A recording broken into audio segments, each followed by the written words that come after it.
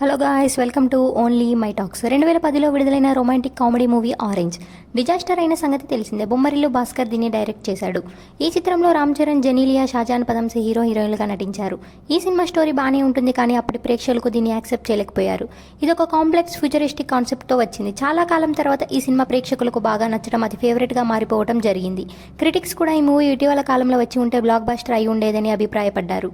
Orange cinema తర్వాత కూడా భాస్కర్ పెద్దగా హిట్ సాధించలేకపోయాడు. 2021లో అతను మోస్ట్ ఎలిజిబుల్ బ్యాచులర్ సినిమాతో ఒక మోస్తారు హిట్ సాధించాడు. ఇటీవల ఒక ఇంటర్వ్యూలో పాల్గొన్న భాస్కర్ ఆరెంజ్ గురించి ఆసక్తికర విషయాలు వెల్లడించారు. ఆయన మాట్లాడుతూ, నాకు ఈ సినిమాని మరో స్టైల్లో నేరేట్ చేయాలని అనిపించింది, కానీ ఆ నేరేషన్లో చాలా బోల్డ్గా ఉంటుంది. ఆల్రెడీ ఈ సినిమా కోసం ఒక కాంప్లెక్స్ సబ్జెక్ట్ తీసుకున్నాము. సినిమాని నాకు నచ్చిన స్టైల్లో అంటే బోల్డ్గా తీసినట్లయితే అది మరింత కాంప్లెక్స్గా మారిపోయే అవకాశం ఉంది.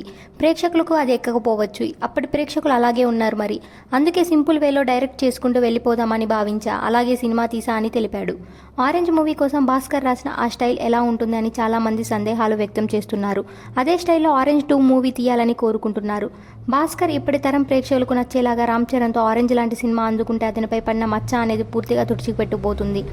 నాగబాబు ఈ సినిమా వల్ల బాగా నష్టపోయారు. దీన్ని సీక్వెన్స్ తీస్తే ఆయన వేరే వాళ్ళతో కలిసి దీన్ని ప్రొడ్యూస్ చేయవచ్చు. మంచి హిట్ అయితే కోల్పోయిన డబ్బులు తిరిగి పొందొచ్చు.